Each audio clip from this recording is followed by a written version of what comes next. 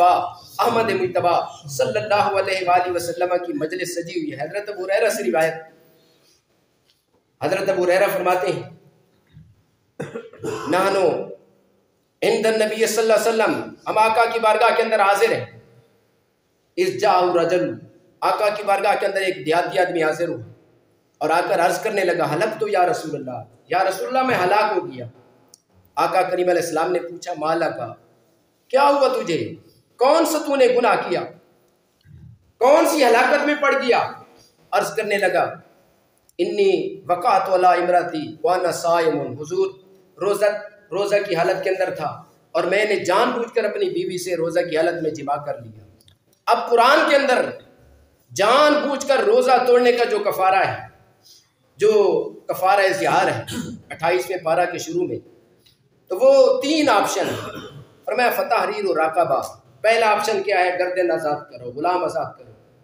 حضور نے قرآن کے کفارہ کے مطابق اس غلام کو فرمایا اتاجد راقبتن توتقها، کیا تیرے پاس کوئی غلام موجود ہے کہ جس کو تو آزاد کرے؟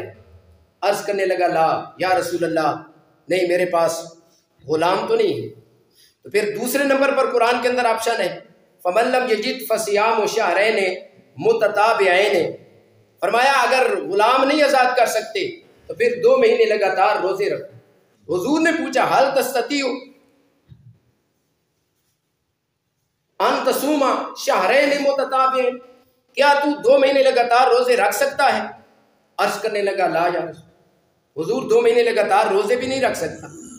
تو پھر تیسرے نمبر پر قرآن نے کہا فمن لم یجد فاطعام 60 مسکینہ، حضور نے تیسرا آپشن دیا حل تجد اطعام 60 مسکینہ، کیا تو 60 مسکین کو کھانا کھلا سکتا ہے؟ قال لا، عرض کرنے لگا یا رسول اللہ نہیں 60 مسکین کو کھانا بھی نہیں کھلا سکتا۔ ثم مکث النبی صلی اللہ علیہ وسلم، آقا کریم علیہ السلام اپنی مجلس پر ٹھہر گئے۔ حضرت ابو ہریرہ رضی اللہ تعالیٰ عنہ فرماتے ہیں کہ ہم حضور کی بارگاہ نور کے اندر بیٹھے ہی تھے کہ ایک آدمی کھجور کا ٹوکرا لے کر آ گیا۔ آقا کریم علیہ السلام نے پوچھا ہے نا سائل، وہ سوال کرنے والا کہاں ہے، مسئلہ پوچھنے والا کہاں ہے؟ سائل حاضر ہو گیا، حضور میں موجود ہوں۔ حضور نے فرمایا خذ ہو فتصدق، یہ ٹوکرا لے جا اور اس کو غرباء مساکین پر تقسیم کر، تیرا کفارہ ادا ہو جائے گا۔ سرکار کی آمد، آقا کی آمد، مدنی کی آمد، تاجدار ختم نبوت زندہ باد، تاجدار ختم نبوت زندہ باد۔ کیا جود و کرم ہے شاہ بطحہ تیرا، نہیں سنتا ہی نہیں مانگنے والا تیرا۔ اپنی طرف سے کھجور کا ٹوکرا عطا فرمایا، فرمایا اس کو تقسیم کر، تیرا کفارہ ادا ہو جائے گا۔ لیکن وہ بھی حضور کے مزاج کو سمجھتے تھے اور وہ بھی صحابی تھے، حضور کے اختیارات کو سمجھتے تھے، انہوں نے بھی قرآن کو پڑھا تھا، قرآن کو سمجھا تھا اور رب کے وعدے سمجھے تھے کہ رب نے اپنے حبیب سے وعدہ فرمایا ہے وَلَسَوْفَ يُعْطِيكَ رَبُّكَ فَتَرْضَىٰ، میرے حبیب تجھے دیتا رہوں گا تا وقت ہے کہ تو راضی ہو جائے گا۔ عرض کرتا ہے یا رسول اللہ صلی اللہ علیہ وسلم، کیا یہ کھجور کا ٹوکرا ان لوگوں پر تقسیم کرنا ہے اعلیٰ افقر منی، ان لوگوں پر تقسیم کرنا ہے جو مجھ سے زیادہ فقیر ہیں، جو مجھ سے زیادہ حاجت مند ہیں؟ اگر یہ بات ہے واللہ ما بین لابتیہا احوج من اہل بیتی، اللہ کی عزت کی قسم ہے ان 2 پہاڑوں کے درمیان، اس جبل عیر اور جبل ثور کے درمیان کوئی ایسا گھرانہ نہیں جو میرے گھر والوں سے زیادہ محتاج ہو۔ آقا کریم علیہ السلام نے فرمایا میرے غلام لے جا، اپنے بیوی بچوں کو کھلا، تیرا کفارہ ادا ہو جائے گا۔ اپنے بیوی بچوں کو کھلا، تیرا کفارہ ادا ہو جائے گا۔ قربان جائیں اختیارات مصطفیٰ پر، قربان جائیں عظمت مصطفیٰ پر۔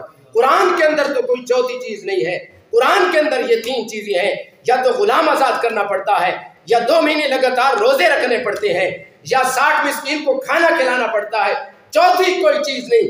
اللہ کا حبیب وہ ہے جو اپنے اختیار سے، اپنے تصرف سے خدا کی شریعت کے اندر تصرف استعمال کر کے چوتھا آپشن دے دے، اور ایسا آپشن دے کہ جو عقل سے بھی ماورا ہو۔ اپنی طرف سے دیا اور فرمایا خود کھا. مجرم ہے لیکن آقا کی بارگاہ کے اندر آیا تو کرم بالائے کرم ہو. اور پھر حاضرین محترم، حضرت انس بن مالک رضی اللہ تعالیٰ عنہ سے روایت ہے، فرماتے ہیں آقا کریم علیہ السلام تشریف لے جا رہے ہیں، اچانک آپ کی جبل احد کے اوپر نظر پڑی. جبل احد کو دیکھ کر مصطفیٰ جان رحمت صلی اللہ علیہ وسلم نے فرمایا ھذا جبل یحبنا ونحبہ، لوگوں یہ جبل احد ہم سے محبت کرتا ہے اور ہم اس سے محبت کرتے ہیں. اب ایک تو یعنی جبل احد سے آپ کا تعلق معلوم ہوا، اور دوسرا یہ بھی پتہ چلا کہ یہ مصطفیٰ کی زبان نور، ما ینطق عن الہویٰ ان ہوا الا وحی یوحیٰ، یہ اپنی مرضی سے کچھ نہیں بولتے. زبان خدا کی ہوتی ہے، زبان مصطفیٰ کی ہوتی ہے، کلام خدا کا ہوتا ہے.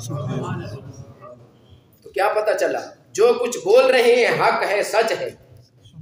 جبل احد آپ سے محبت کرتا ہے. پتھر کا، پہاڑوں کا محبت کرنا یہ کسی کی فہم و فراست کے اندر آ سکتا ہے؟ تو گویا حضور کو اللہ نے علم غیب عطا فرمایا ہے. آپ جانتے ہیں کسی کا کسی سے محبت کرنا یہ غیب کا معاملہ ہے. کون کس سے محبت کرتا ہے یہ دل کی کیفیت کا نام ہے.